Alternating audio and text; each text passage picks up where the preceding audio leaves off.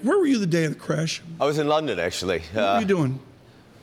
Looking at all this stuff, Yeah. really, yeah. And I couldn't believe my eyes. And I hadn't seen anything like it. I think most of the market hadn't seen anything like it. So it was extraordinary. I have somewhere, folks, shameless plug, before the Bloomberg terminal, with its wonderful transparency and information flow, we had a Bunkeramo. And we had a little screen, and we were putting in our equity tickets blind. Were you doing the same thing in other asset classes? Were you as blind in foreign exchange and bonds as we felt in equities? No, I hate to say this on Bloomberg, but we were sort of bewitched and very focused on our Telerate screens at the time, and Reuters, of course, as well. So those are the two main vehicles.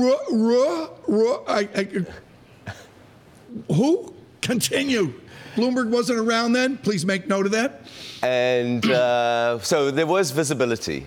There was transparency. And that was probably the worst of it, in a sense, because it just kept on sort of going down and going down hard.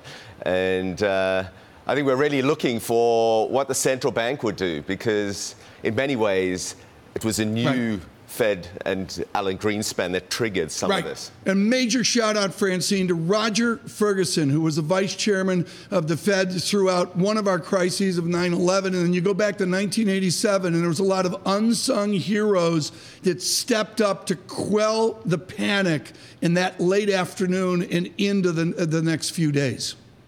Alan, how much have the markets changed in the last 30 years? Is it now safer, or is it more dangerous if that kind of panic, takes hold? Look, I think there's a sense that you have got, some various stops, as it were, that would maybe quell the immediate panic. But I think what we saw in 2008 was obviously a lot worse, really, where you got into declines in the equity market, which had impact on liquidity, it had impact on solvency, it was most obviously intertwined with what was going on in the real economy, and was more deep-seated in relation to what was going on in the financial sector and the banking sector in general. So I think, we saw only 10 years ago that you can have a much more pernicious equity market decline than you had that day. That day we were just still stumbling around to try and get a feel for what the wealth effects would be or wouldn't be, as it were, and actually the economy came back much quicker than expected. So there might actually be some elements which would restrain the price action on any one day, but in terms of the interlinkage with the financial sector, the problems are maybe more worrying, if anything.